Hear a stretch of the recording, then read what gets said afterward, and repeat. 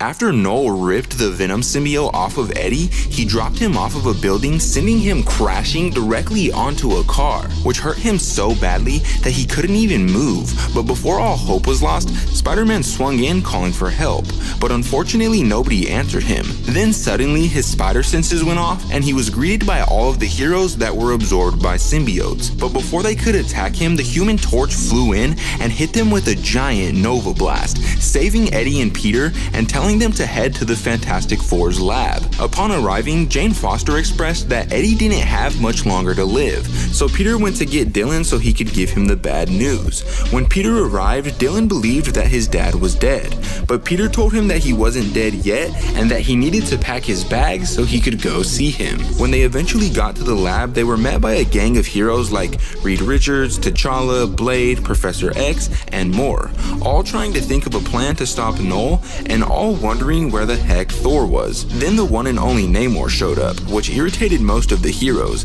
but he went on to tell everyone that him and his people were willing to help, then asking if anyone had a plan.